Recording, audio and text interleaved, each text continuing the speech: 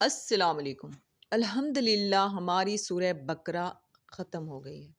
اس صورت میں جو میری بہت پسندیدہ آیتیں ہیں ان کو میں دوبارہ دہرانا چاہوں گی۔ ان آیتوں میں اللہ ہم سے فرماتا ہے، سو تم مجھے یاد کیا کرو، میں تمہیں یاد کیا کروں گا، اور میرا احسان مانتے رہنا اور میری ناشکری نہ کرنا۔ اے ایمان والو، صبر اور نماز سے مدد لیا کرو، بے شک اللہ صبر کرنے والوں کے ساتھ ہے۔ اور کوئی شخص ایسا ہے کہ اللہ کی خوشنودی حاصل کرنے کے لیے اپنی جان بیچ ڈالتا ہے، اور اللہ بندوں پر بہت مہربان ہے۔ کہہ دو کہ ہم نے اللہ کا رنگ اختیار کر لیا ہے، اور اللہ سے بہتر رنگ کس کا ہو سکتا ہے، اور ہم اسی کی عبادت کرنے والے ہیں۔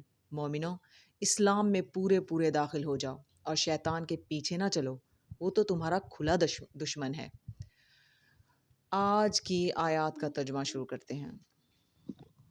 پناہ مانگتی ہوں اللہ کی شیطان مردود سے۔ شروع اللہ کا نام لے کر جو بڑا مہربان نہایت رحم والا ہے۔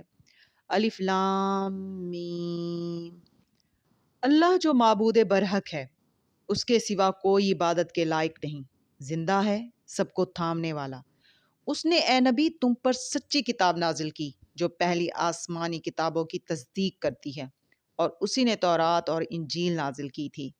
یہ دو کتابیں اس نے پہلے نازل کی تھیں لوگوں کی ہدایت کے لیے، اور پھر قرآن جو حق اور باطل کو الگ الگ کر دینے والا ہے نازل کیا۔ جو لوگ اللہ کی آیتوں کا انکار کرتے ہیں ان کو سخت عذاب ہوگا، اور اللہ زبردست ہے، بدلہ لینے والا ہے۔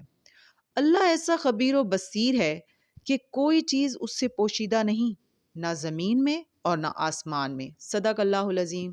کل انشاءاللہ پھر ملیں گے۔ اللہ حافظ۔